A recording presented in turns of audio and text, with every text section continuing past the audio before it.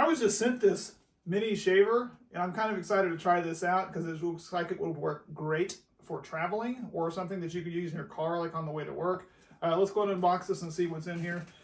This is a nice package, it looks like, for this mini shaver. It is a lot smaller than you'd think it would be, so it is a pretty compact design.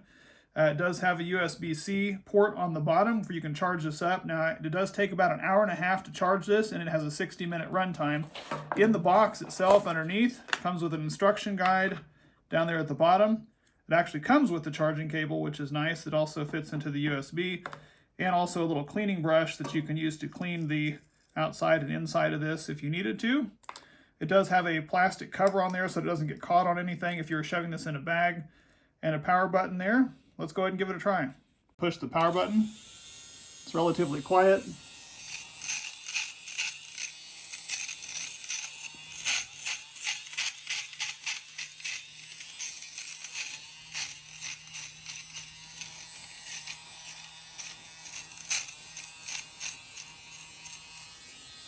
So to clean this, you've got the top that unscrews.